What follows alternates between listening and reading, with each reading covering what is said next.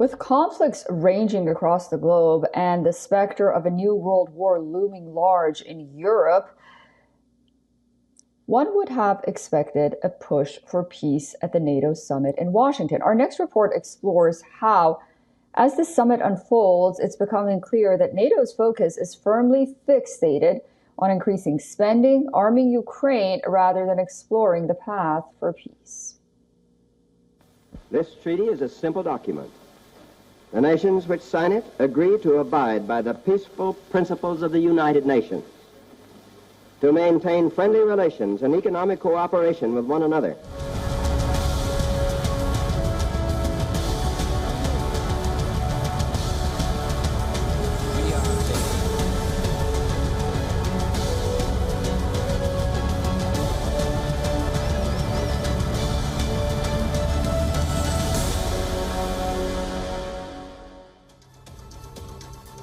"75 years ago, US President Harry Truman outlined the broad contours of NATO, an alliance to check the Soviet expansion post-World War II. Today, with Russia's invasion of Ukraine, NATO finds itself at a crossroads. The conflict has reached its doorstep, and Europe finds itself on the edge of a large-scale war. But NATO leaders are not pushing for a diplomatic resolution. Instead, their action in pushing more weapons and financial aid into Ukraine seems to be fueling the fire rather than dousing it. US President Joe Biden is warning that Russia wants to conquer all of Ukraine and even target Poland next.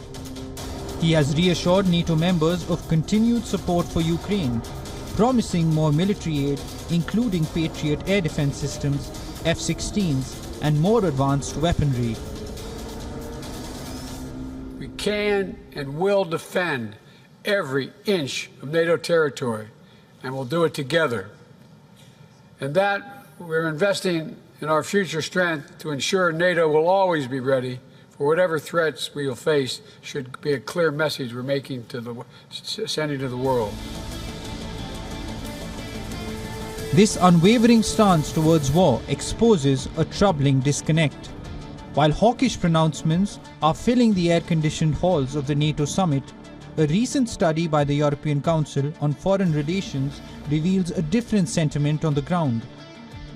Ordinary Europeans are skeptical of Ukraine's chances of a military victory and yearn for a negotiated settlement. Shutting out Russia and leaving no room for dialogue leaves no hope for an end to the Russia-Ukraine war. Instead, it risks a direct confrontation with Russia.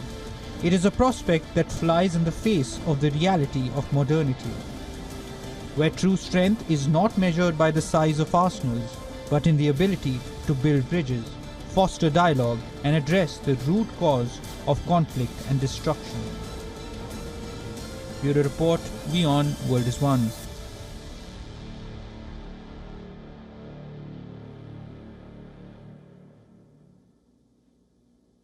For more on this story, we are now being joined by Jane Kinnenmont, Director of Policy and Impact at the European Leadership Network.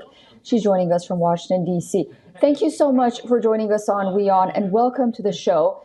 It appears that NATO leaders are reaffirming their commitment to Ukraine with a promise of additional military aid as well as weapons. What are your thoughts on this, and how do you see these developments? Well, thank you very much for inviting me on. I'm here at the NATO Public Forum, which gathers about 600 experts to come and listen to leaders who are popping in and out of the summit next door. And it is really interesting, to hear the perception that you are articulating that not enough is being done to prepare for peace, and the perception that spending more on militaries is about preparing for war. It seems slightly different standing here. The way it is being articulated is very much NATO countries thinking that they don't have a choice. A lot of people are saying the only language that Russia understands is power, and they are arming to defend NATO territory rather than to attack. But of course, in this world where people in different places perceive things so differently, it is very easy for one man's defense to be perceived by another as preparing for aggression. So I do agree that finding more communication channels is extremely important. One of the things we've been talking about here is the recent visit of Viktor Orban to Moscow, and how it makes no sense to leave these contacts to somebody that is going with one country's agenda.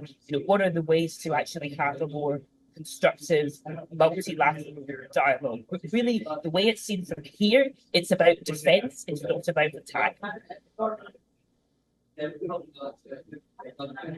Very interesting. And following up on your analysis, do you think that NATO member states are prioritizing military aid over diplomatic efforts to resolve the conflict?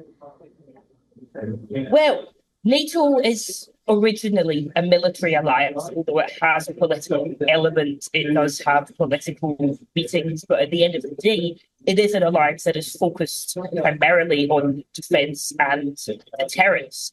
While you need also to look at the UN, the OSCE, Organisation for Security and Cooperation in Europe, which is unfortunately not very active at the moment, and also the European Union and bilateral countries for more diplomacy. There has been recently a summit in Switzerland, which did not include Russia, but which was designed to try to get more countries on the same page to think about what a future negotiated settlement would look like. The core problem is still about territory, and it's about trust. So in territory, there is a sense among NATO countries, even a country like Turkey that otherwise has quite good relations with Russia, that it's dangerous to cede territory to Russia because it might take more. And that's what also brings us to trust, that I think both Russians and people in NATO are quite sceptical that if a peace agreement is reached, that it will last. So again, a lot of the talk here is about giving security guarantees to Ukraine, but that's also important, if there was to be some kind of peace agreement, to make sure that whatever was agreed became stable, because around the world, we often see examples where peace agreements are reached, but then not implemented. So how to implement them, at a time when there's very little trust in international law and international treaties.